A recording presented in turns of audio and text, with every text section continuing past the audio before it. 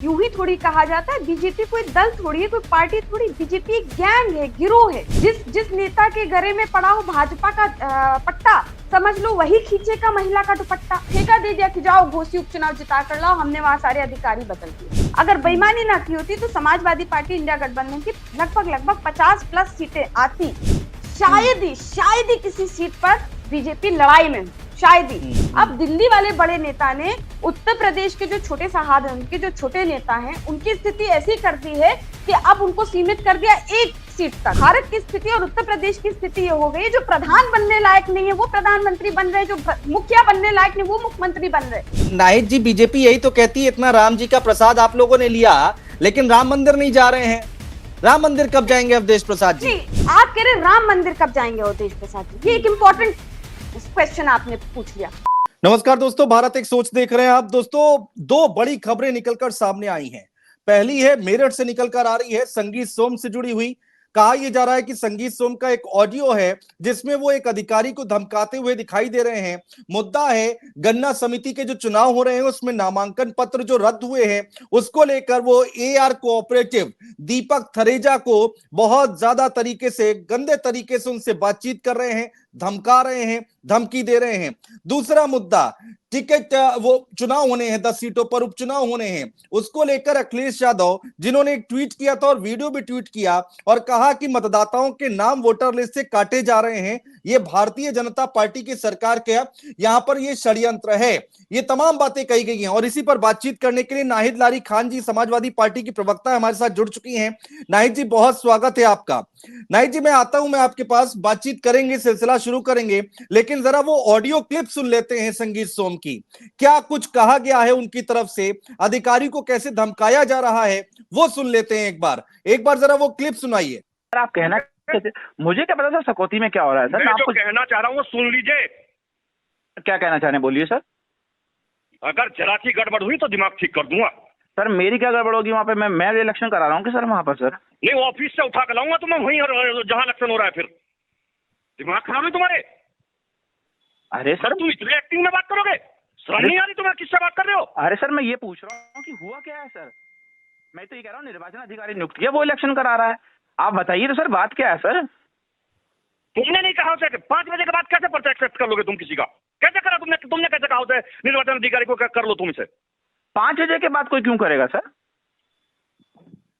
Mister AR, ये ध्यान रखना, मुझे तीसरी आंख ना खोलनी पड़े बस। और तुम्हें पता है मेरे बारे में, मैं नहीं सुनता तो फिर कहीं नहीं सुनूंगा किसी की भी। तो सर क्या मेरे से क्या अपेक्षा है बताइए? समझा रहा हूँ, उतना समझ लीजिए। तो ये संगीत सोम की ऑडियो है, ऐसा लोग दावा कर रहे हैं सोशल मीडिया पर। हालांकि भारत एक सोच इस ऑडियो की पुष्टि नहीं करता है, लेकिन चर्चाएं तो गर्म हैं। और अगर ये उनका ही बयान है, उनकी ही आवाज है, तो ये बड़ी बात है। कह रहे हैं कि मिस्टर एआर, मुझे तीसरी आंख खोलने की जरूरत ना पड़े। नाहिद लारी खान जी हमारे साथ मौजूद है। नाहिद जी, देखिए, समाजवादी पार्टी के कार्यकर्ताओं, नेताओं पर हमेशा आरोप लगते हैं। हमने देखा है किस तरह से भारतीय जनता पार्टी के लोग कहते हैं कि सपा के लोग जो हैं उनकी सरकार आ जाएगी तो गुंडों की सरकार आ जाएगी। लेकिन अब संगीत सोम का ये जो ऑडियो आया है, तथाकथित ऑडियो आया है, इसके बारे में आप क्या कहेंगी? नहीं, देखिए अनुज जी, चूंकि आप इस ऑडियो की पुष्टि नहीं कर रहे हैं, लेकिन फिर भी अगर इसी ऑडियो को सुनकर मैं अपनी बात कहूं तो ये समझिए कि यूं ही थोड़ी कहा जाता है। बीजेपी कोई दल थोड़ी है, कोई पार्टी थोड़ी। बीजेपी एक गैंग है, गिरोह है, गुंडों का, महागुंडों का, महाडकैतों का, महाभ्रष्टाचारियों का।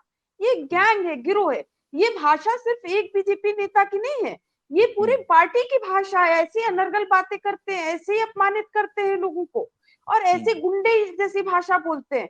अब तो चूंकि मैं जनमानस के बीच हम जाते हैं, और अभी मैं रिसेंटली गई थी जनमानस के बीच, गांव में गई थी, तो वहां महिलाएं कह रही थी कि जब बीजेपी के नेताओं की गाड़ियां आती हैं तो हम लोग आपस में चर्चा करने लग जाते हैं कि जिस गाड़ी में लगा है भाजपा का झंडा, समझो उसमें बैठा है प्रदेश का सबसे बड़ा गुंडा। ऐसी बातें करती हैं महिलाएं तो अपने घरों के दरवाजे बंद कर लेती हैं। दूसरा नारा वो महिलाएं बता रही थी, जिस जिस नेता के गले में पड़ा हो भाजपा का पट्टा, समझ लो वही खींचेगा महिला का दुपट्टा। ऐसी बातें महिलाएं कर रही। महिलाएं कह रही हैं कि भाजपा के लोग, सभी भाजपा के लोग महागुंडे, महाडकैत, महाभ्रष्टाचारी हैं। अब इनमें क्या बोलना है, ये तो इनकी भाषा ही ऐसी है। ये नारे नाहिद जी, ये नारे वाकई महिलाओं ने कहे हैं या फिर आप लोगों ने बना दिए अपनी तरफ से बीजेपी के खिलाफ?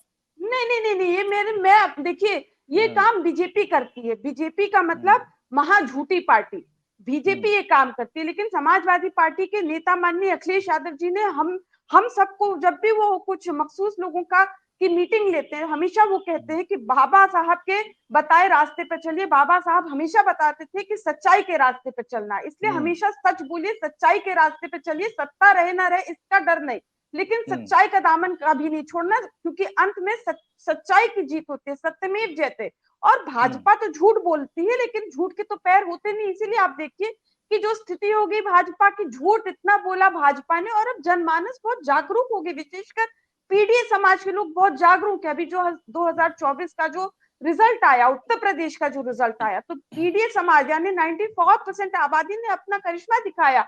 और माननीय अखिलेश यादव जी जो पीडीए समाज के योद्धा हैं, उनका करिश्मा था, इंडिया गठबंधन का करिश्मा था कि समाजवादी पार्टी उत्तर प्रदेश की सबसे बड़ी पार्टी उभर कर निकली और देश की तीसरे नंबर की सबसे बड़ी पार्टी। हमारा वोट परसेंट, आप ये समझिए कि हमारी सीटें 12 गुना प्लस, लगभग 13 गुना बढ़ गई। हमारे सहयोगी दल की सीटें 6 गुना बढ़ गई। वहीं बीजेपी की सीटें कितनी घट गई, आप ये समझिए। चूंकि माननीय अखिलेश यादव जी हमेशा हमें बताते हैं कि सच्चाई पे के रास्ते पे चलना, और खुद वो सच बोलते हैं और पीडीए के हक हुकूक की बातें करती है। इसीलिए तो आप देखिए कि उत्तर प्रदेश में उन्होंने माननीय मोदी जी को पछाड़ दिया। वोट तो माननीय मोदी जी के नाम पर मांगा जा रहा था, खुद मोदी जी कह रहे थे कि मुझे देखिए, मेरे नाम पर वोट दीजिए, मेरे शक्ल पे वोट दीजिए। उनको तो इतना पछाड़ दिया कि उनके संसदीय क्षेत्र में उनकी ऐसी स्थिति होगी कि 2019 के चुनाव में लगभग 3.5 लाख वोटों से मोदी जी जीते थे। लेकिन अब जो 2024 का लोकसभा चुनाव हुआ, तो लगभग 2-2.5 लाख जनमानस ने ये तय किया कि हमने 2019 में गलत व्यक्ति को वोट दे दिया था। उन्होंने अपना वोट मोदी जी को नहीं दिया और उन्होंने अपना वोट इंडिया गठबंधन को दिया, बमुश्किल तमाम 1.5 लाख वोटों से वो जीते। तो ये स्थिति माननीय अखिलेश यादव जी ने खुद मोदी जी को पछाड़ दिया। क्यों? क्योंकि बीजेपी महाझूठों की बाती है, ये एक गैंग है, एक गिरोह है, महागुंडों का, महाभ्रष्टाचारियों का। अच्छा नाहिद जी, संगीत सोम, आपने भी, आप लोग तो खैर नजर रखते ही हैं, कई बार ऐसे विवादित बयान दे चुके हैं जिसके लिए चर्चाएं बहुत हुई हैं और बवाल भी खूब हुआ है, सवाल भी खूब उठे हैं।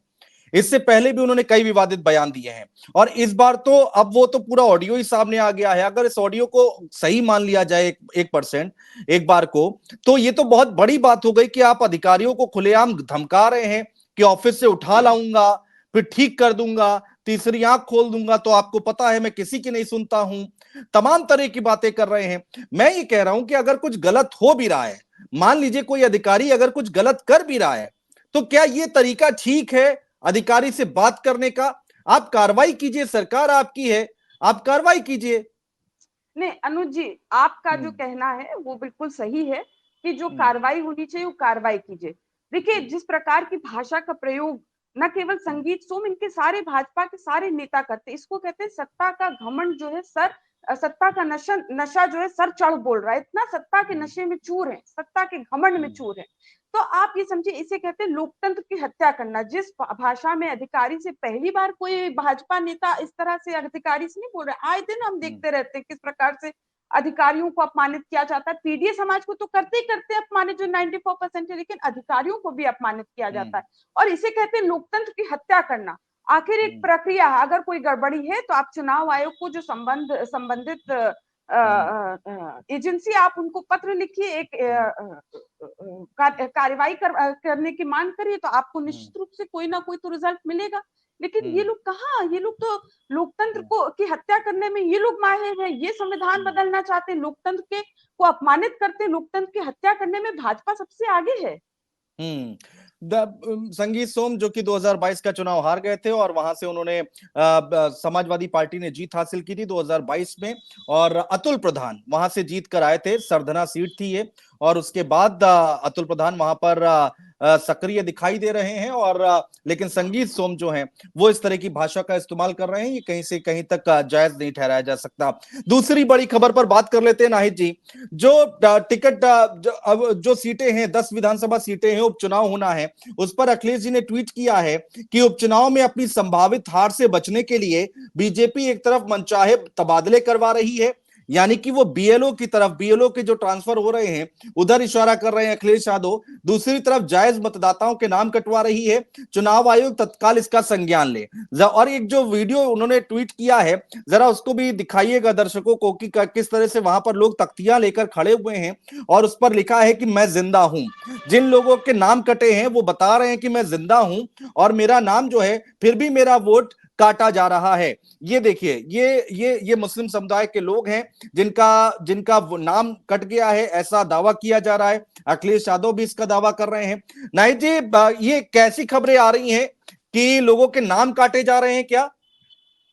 देखिए, जिस प्रकार से 2024 का रिजल्ट आया और 94 पीडीए समाज ने अपना करिश्मा दिखाया, समाजवादी पार्टी उत्तर प्रदेश की सबसे बड़ी पार्टी बनकर उभर कर निकल कर आई और देश की तीसरे नंबर की पार्टी बनी समाजवादी पार्टी। अब इससे जो है बीजेपी थर्राई हुई है, बहुत ज्यादा घबराई हुई है। अब जो 10 सीटों पर उपचुनाव होने वाले, आप ये समझिए कि बीएलओ की जो ड्यूटीज है, चाहे वो यादव हो, चाहे वो कुर्मी समाज के हों, चाहे वो मुस्लिम समाज के, उनकी ड्यूटीज जहां उपचुनाव होने वाले वहां से उनकी ड्यूटीज हटाई जा रही है और अपनी स्वजाति के लोगों को वहां पे नियुक्त किया जा रहा है। दूसरा जो देखने को मिल रहा है, जिस प्रकार का आप खुद वीडियो दिखा रहे हो, माननीय अखिलेश यादव जी ने भी इसको ट्वीट किया, जहां पर समाजवादी पार्टी के समर्थक हैं, वोटर हैं, उनका वोट भी काटा जा रहा है। तो मैं आपको ये बताऊं कि ये पहली बार ये नहीं कर रहे हैं, ये पहली बार इस प्रकार का नहीं कर रहे हैं। आप याद करिए, क्योंकि उपचुनाव की बात हो रही है, आप याद करिए जब घोसी का उपचुनाव था, तब भी इस प्रकार की घटिया हरकत भाजपा ने तब भी की थी, जब बीएलओ को हटाया था, तमाम अधिकारियों को हटाया था, यादव, कुर्मी और मुसलमान समाज के तमाम अधिकारियों को, बीएलओ को हटाया था, उनकी ड्यूटी हटाई थी, तमाम क्षेत्रों से लोगों के वोट काटे थे, तमाम ऐसी जगह थी जहां से वोट काट दिए थे लोगों के। लेकिन इससे क्या हुआ, इससे जनमानस में बहुत आक्रोश हुआ। अब बीजेपी ने क्या किया कि उस वक्त जो समाजवादी पार्टी के चुनाव चिन्ह से चुनाव जीत कर आए थे दारा सिंह चौहान, उनसे इस्तीफा दिलवाया और दूसरे जो राजभर, जो समाजवादी पार्टी की वजह से चुनाव जीते थे, उनको राजभर, इन दोनों को ठेका दे दिया घोसी का चुनाव जीतने के लिए और खुद दारा सिंह चौहान को उन्होंने वहां पर प्रत्याशी बना दिया। दारा सिंह चौहान जब जीते थे तब वहां बीजेपी 20,000 वोट से हारी थी 2022 के चुनाव में, जब समाजवादी पार्टी की तरफ से जीते थे वो, समाजवादी पार्टी के चुनाव चिन्ह से जीते थे, तब लगभग 20,000 वोट से बीजेपी हारी थी। अब खुद दारा सिंह चौहान को और राजभर, मैं भर की नहीं बात कर रही हूँ जिनकी आबादी बहुत है, मैं राजभर की बात कर रही हूँ, राजभर जी को भी लगा कि वो लोग बहुत बड़े नेता बन गए और बीजेपी को भी ऐसे ही महसूस हुआ, ठेका दे दिया कि जाओ घोसी उपचुनाव जिता कर लाओ, हमने वहां सारे अधिकारी बदल दिए। अब जनमानस में बहुत आक्रोश आ गया, जनमानस में बहुत आक्रोश हो गया। वहीं समाजवादी पार्टी से कौन प्रत्याशी थे, हमारे उम्मीदवार थे ठाकुर सुधाकर सिंह जी, जो बहुत पुराने नेता हैं, यूथ के टाइम से वो नेता है समाजवादी पार्टी के और पुराने और वरिष्ठ नेता, उनको हमने प्रत्याशी बनाया। जनमानस में जिस प्रकार से अधिकारियों को आपने बदला, जिस प्रकार से बीएलओ की ड्यूटीज आपने बदली, इतनी आक्रोश था। और खुद दारा सिंह चौहान जो नूनिया समाज से आते हैं, उनकी बिरादरी में और राजभर जिनकी आबादी थोड़ी, उनकी बिरादरी में खास करके बहुत ज्यादा आक्रोश था। नतीजा क्या हुआ कि वहां समाजवादी पार्टी फिर से जीती, हमारे प्रत्याशी सुधाकर सिंह जी जीते और लगभग 50,000 वोटों से बीजेपी हारी, जहां 2022 में 20,000 वोट से हारी थी। तो ये बीएलओ की ड्यूटीज चेंज करना और इस तरह से वोट काटने से आक्रोश इतना जनमानस में बढ़ गया कि वही सीट जो है लगभग 50,000 वोटों से बीजेपी हारी। तो अब जो ये कर रहे हैं बीजेपी के लोग, बीजेपी सत्ता में है तो ये कर रहे हैं। हम चुनाव आयोग को कई बार होता है, हाँ मैं चुनाव आयोग की बात कर रहा हूँ, चुनाव आयोग कहता है सबूत ला के दीजिए। आप आरोप लगा रहे हैं, समाजवादी पार्टी ने 2022 के बाद भी बहुत आरोप लगाए थे और कहा था कि इतने हजार वोट काट दिए गए, 10,000 के आसपास आप लोगों ने कहा था कि उत्तर प्रदेश में जो है मुस्लिम आबादी के, जहां पर समाजवादी पार्टी का वोट बैंक था, उनके वोटर लिस्ट से नाम कट गए। तो चुनाव आयोग कहता है कि आप सबूत दीजिए, हम कार्रवाई करेंगे। नहीं, देखिए जो आप बात करें वो सही बात है, समाजवादी पार्टी ने, भाई हम तो चूंकि लोकतंत्र में विश्वास रखते हैं, तो जो प्रक्रिया है उसके प्रक्रिया के तहत हमने चुनाव आयोग में पहले भी कंप्लेन की कि लगभग हमारे कई वोटर्स के नाम काट दिए गए। चुनाव आयोग ने कहा आप लिस्ट दीजिए किनके नाम काटे। एफिडेविट से समाजवादी पार्टी ने लगभग 18 से 20,000 लोगों के नाम दिए जिनके नाम वोटर लिस्ट से काट दिए गए, लेकिन आज तक उस पर कोई कार्रवाई नहीं। हम मुसलसल बीएलओ की ड्यूटीज जो हट रही है, जहां उपचुनाव है उस पे भी कोई कार्रवाई नहीं हो रही है। आप ये समझिए कि इसीलिए तो माननीय सुप्रीम कोर्ट ने चुनाव आयोग सहित सारी जो संवैधानिक एजेंसियां ये निष्पक्ष काम करें, इसीलिए माननीय सुप्रीम कोर्ट ने एक कमिटी बनाई थी जो संवैधानिक पदों में जो नियुक्तियां करते हैं उसकी कमिटी बनाई थी। उसमें माननीय चीफ जस्टिस सुप्रीम कोर्ट को रखा था, लीडर ऑपोजिशन, केंद्र में जो लीडर ऑपोजिशन है उनको थे, और वो प्राइम मिनिस्टर, तीन लोगों को इस कमिटी में रखा था। लेकिन मोदी जी ने इस कमिटी को भंग करके दूसरी कमिटी बनाई और अपने चहीते चीफ जस्टिस साहब को हटा दिया और उनकी जगह पे अपने चहीते मंत्री को नियुक्त कर दिया कि वो कमिटी में नियुक्त हो गए। तो अब हो गए प्रधानमंत्री जी और खुद उनके चहीते मंत्री और एक लीडर ऑपोजिशन। तो जब इस तरह से कमिटी बन गई है तो जाहिर सी बात है आप अपने पसंद के लोगों को अपॉइंट करेंगे और कहाँ फिर निष्पक्षता रह जाएगी? निष्पक्षता रहे तो रह नहीं जाएगी। दूसरी बात आप ये समझिए कि इसीलिए जिस प्रकार से माननीय चीफ जस्टिस साहब को इस कमिटी से हटाया गया, उससे जो न केवल माननीय चीफ जस्टिस साहब बल्कि पूरी जुडिशरी ने इसको बहुत अपमानित फील किया, बहुत अपमानित फील किया। और आप ये देखिए कि बाध्य होकर अभी उनको हाल में कहना पड़ा माननीय चीफ जस्टिस साहब को, माननीय सुप्रीम कोर्ट को, कि जो संवैधानिक एजेंसियां हैं ये पिंजड़े में बंद तोते के जैसे ना काम करें बल्कि निष्पक्ष होकर काम करें और दिखे कि निष्पक्ष है, दिखना भी चाहिए कि निष्पक्ष है। तो किस पिंजड़े की बात की, किसके पिंजड़े की बात कर रहे हैं? जाहिर सी बात है जो सत्ता में बैठे हैं, जो दिल्ली में बैठे हैं, उन्हीं के पिंजड़े की बात करें ना माननीय सुप्रीम कोर्ट। और ये तब बात बोली जब माननीय मोदी जी जो है किसी के माननीय चीफ जस्टिस साहब के घर जो है एक धार्मिक कार्यक्रम में गए, उसके 30 घंटे के अंदर अंदर माननीय सुप्रीम कोर्ट ने ये स्पष्ट कर दिया न केवल भारत को बल्कि पूरे विश्व को कि किसी के घर आने जाने से धार्मिक कार्यक्रम में कोई फर्क नहीं पड़ता। माननीय सुप्रीम कोर्ट जो है कानून के हिसाब से काम करती है, कानून के दायरे में काम करती है और 30 घंटे के अंदर अंदर केजरीवाल जी को रिहा कर दिया। तो आप ये समझिए कि ये इसीलिए ताकि चुनाव आयोग से जितनी भी संवैधानिक एजेंसियां ये निष्पक्ष होकर काम करें, इसीलिए इस प्रकार की कमिटी बनी थी। अच्छा आप ये मैडम, समझिए कि भारत के इतिहास में पहली बार हुआ है कि सुप्रीम कोर्ट के जजेस को पीसी कर कहना पड़ा कि लोकतंत्र खतरे में है। ये तो माननीय सुप्रीम कोर्ट ने बीजेपी की बेईमानी खोली ना, किस प्रकार से मेयर चंडीगढ़ चुनाव में, मेयर के चुनाव में किस प्रकार से बेईमानी की थी, माननीय सुप्रीम कोर्ट ने इंटरवीन किया और पोल खुल गई कि बीजेपी सबसे बेईमान पार्टी है। चुनाव जब आता है तो सबसे ज्यादा बेईमानी। अभी जो लोकसभा चुनाव हुए, अगर बेईमानी ना की होती बीजेपी ने, कई क्षेत्रों में बेईमानी हुई जहां बहुत कम वोटों से हम रह गए, अगर बेईमानी ना की होती तो समाजवादी पार्टी इंडिया गठबंधन की लगभग 50+ सीटें आती, लेकिन बेईमानी हुई है। ये सवाल एक पत्रकार ने और भी किया था, अखिलेश जी से किया था, वो उनका निजी चैनल था, उस मंच पर बातचीत हो रही थी। तो जब अखिलेश जी बोलने लगे कि भाई बेईमानी हुई है, तो उन्होंने कहा कि 37 सीटें आ गई, अभी भी आपको बेईमानी लग रही है, अब क्या करके मानेंगे? कितनी सीटें चाहिए थी जब आपको लगे कि क्या भाई की बेईमानी नहीं हुई है?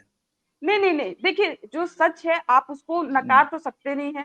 अब जैसे मैंने आपको बताया, घोसी उपचुनाव में बीएलओ उसकी ड्यूटी हटा रहे थे, अधिकारियों की ड्यूटी हटा रहे थे, अपने स्वजाति के लोगों को वहां नियुक्त कर रहे थे, यादव, कुर्मी, मुसलमान समाज के जो अधिकारी थे, जो बीएलओ थे, उनकी ड्यूटी हटा रहे थे, लेकिन फिर भी हम जीते ना। जनमानस में आक्रोश था लेकिन फिर भी हम जीते। लेकिन इससे ये बात नहीं बदल जाती कि बेईमानी हुई है। बेईमानी तो हुई है। मेयर चुनाव को रद्द किया, जहां बीजेपी की मेयर बनी थी, माननीय सुप्रीम कोर्ट के आदेश पर वो हटे मेयर के, बीजेपी मेयर, और फिर आम आदमी पार्टी के मेयर बने वहां पे। तो ये बेईमानी तो हुई थी ना, तो इसको आप नहीं डिनाई कर सकते। कई सीटें ऐसी, फर्रुखाबाद जहां बेईमानी हुई थी, बहुत सी सीटें ऐसी जहां बेईमानी की, खुल्लम खुल्ला की बीजेपी ने बेईमानी। लेकिन अब आप ये समझिए कि ये जो 2024 का चुनाव हुआ, इसने बीजेपी के होश उड़ा दिए।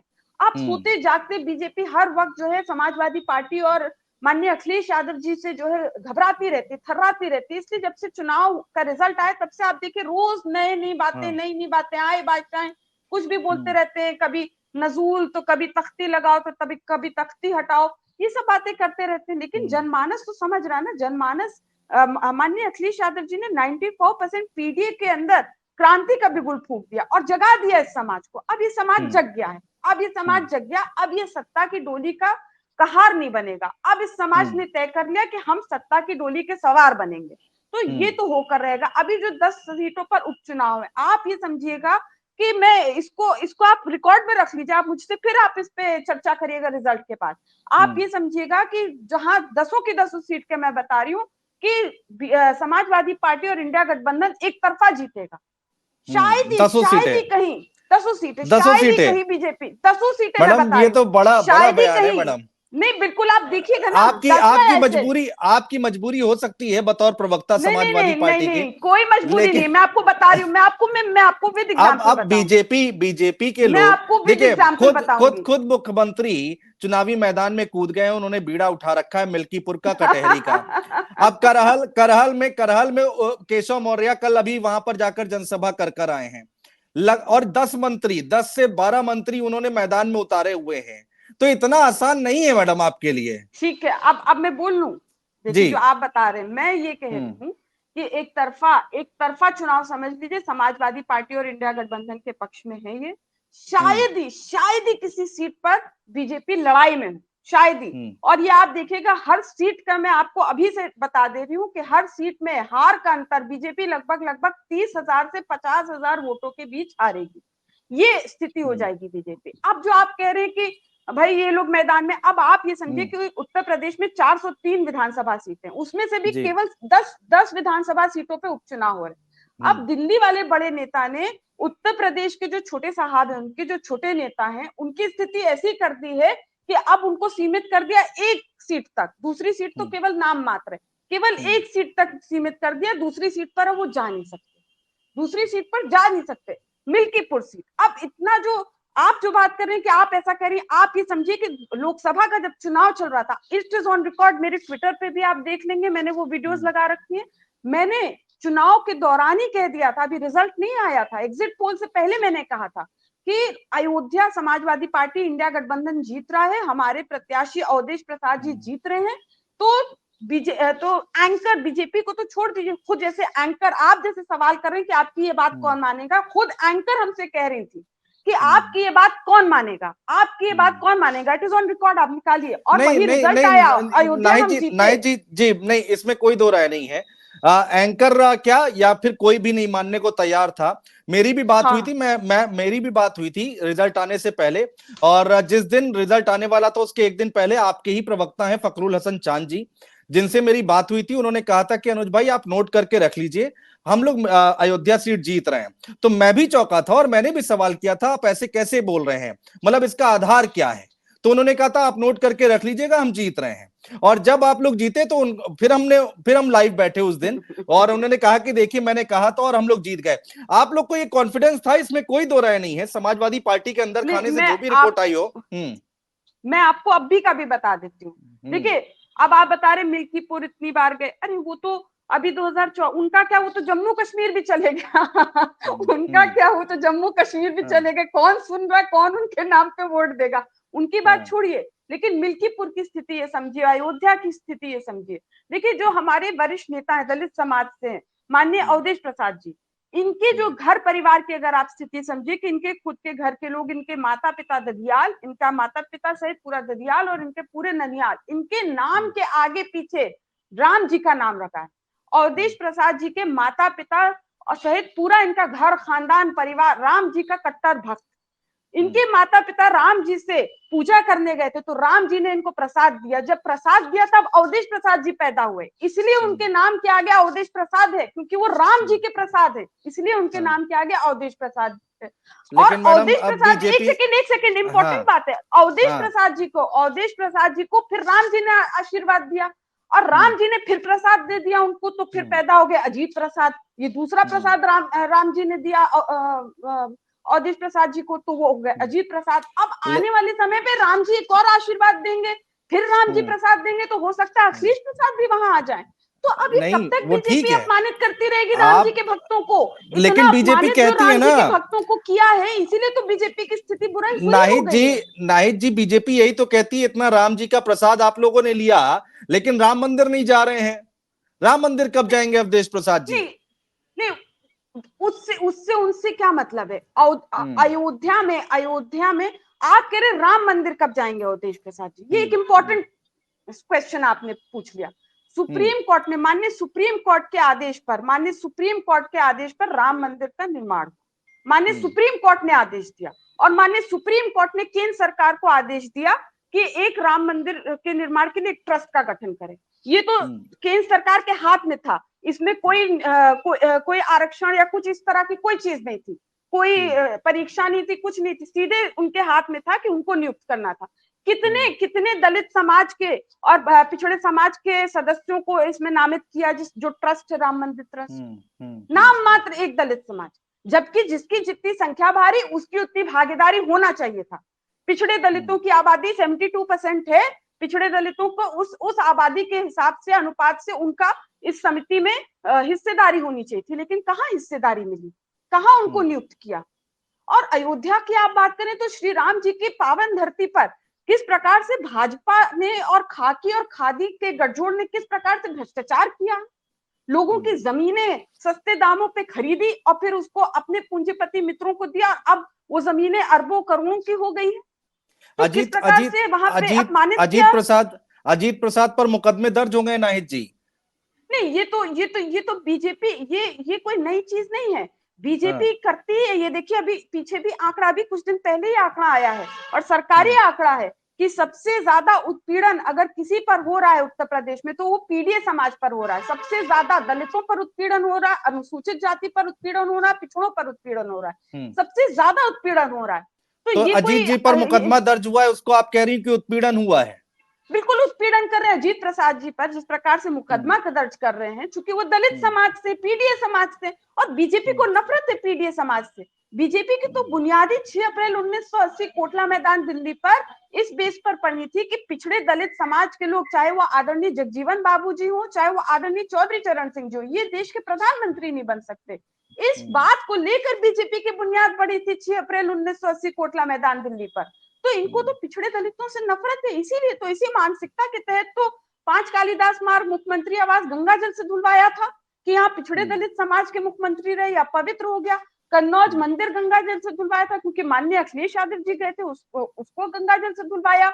अभी पहले जो है बीएचयू गंगाजल से बीजेपी के यूथ विंग के पदाधिकारियों ने धुलवाया था क्योंकि वहां बाबू जगजीवन राम जी गए थे, उन्होंने कहा पवित्र हो गया। तो इनकी तो मानसिकता है पिछड़े दलित विरोधी। ये तो इसीलिए तो आप समझे कि 94% पीडीए समझ रहा है कि बीजेपी इनकी सख्त विरोधी है, कट्टर विरोधी है, और अब ठान लिया 94% पीडीए ने कि अब ये सत्ता की डोली के सवार बनेंगे, अब कहार नहीं बनेंगे। अब कहार बनेंगे ये लोग जिन्होंने सैकड़ों सालों से, हजारों सालों से पिछड़े दलितों को अपमानित किया है, शैक्षिक, सामाजिक, आर्थिक, राजनीतिक, धार्मिक, हर रूप से इनका शोषण किया, इनको अपमानित करते रहे हजारों वर्षों से। तो अब ये और अपमान बर्दाश्त नहीं करेंगे, और खुद इनके जो चीफ हैं मोहन भागवत, आपने सुना होगा, अभी पढ़ा होगा अखबार में, 3-4 दिन पहले उन्होंने कहा कि पिछड़े दलितों के अपमान को जो बंद होना चाहिए, यानी उन्होंने स्वीकारा कि अपमानित हो रहे हैं, बंद होना चाहिए।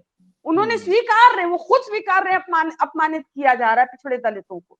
तो अब ये गंदा खेल और दिन नहीं चलेगा भारत में। अब ये पिछड़े दलित जो है 30 साल पहले वाले नहीं रह गए, अब ये पढ़ लिख गए हैं, पढ़ लिख कर कड़ चुके हैं, कड़ गए हैं। अब इनको अपमानित आप नहीं कर सकते हैं, अब ये अपना हक मांग रहे, अपना हुकूक मांग रहे। आप इनके विरोधी हैं, तभी आप आरक्षण के खिलाफ, बीजेपी आरक्षण के खिलाफ है। क्यों नहीं जातिगत जनगणना की बात करती बीजेपी की केंद्र सरकार ने माननीय सुप्रीम कोर्ट में हलफनामा देकर स्पष्ट कर दिया कि हम जातिगत जनगणना नहीं कराएंगे।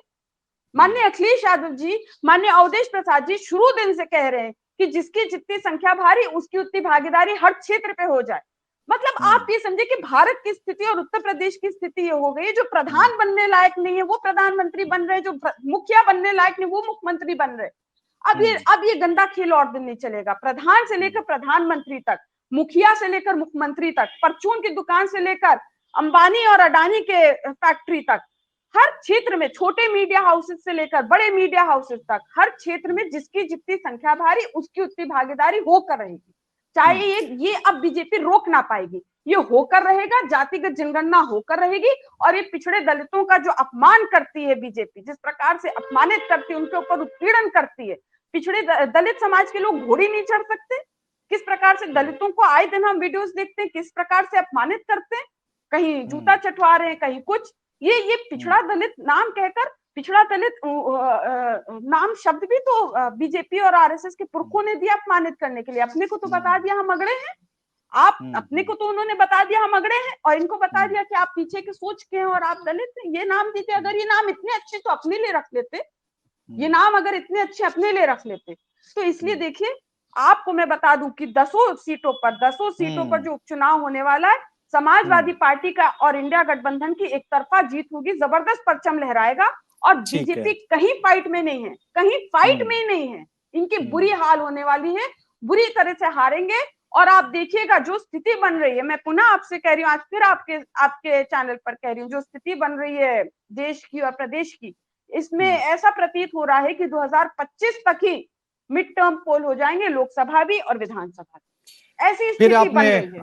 फिर आपने एक बार और बड़ी बात बोली है, और देखना होगा कि 10 सीटों पर क्या रिजल्ट आता है। जाहिर सी बात है, समाजवादी पार्टी प्रवक्ता, उनके कार्यकर्ता समाजवादी पार्टी का 2024 के चुनाव के रिजल्ट के बाद मनोबल बहुत ज्यादा बढ़ा हुआ है। और अब नाहिद लारी खान कह रही हैं कि 10 की 10 सीटों पर जीत समाजवादी पार्टी इंडिया गठबंधन की होगी। देखना बहुत दिलचस्प होगा। बहुत शुक्रिया नाहिद लारी खान जी हमारे साथ जुड़ने के लिए, और अपनी बात बहुत ही अच्छे तरीके से रखने के लिए। हमेशा की तरह आपने पूरी जो भी कन्वर्सेशन है, जो भी सवाल है, उनके जवाब बहुत खुल के दिए। बहुत शुक्रिया।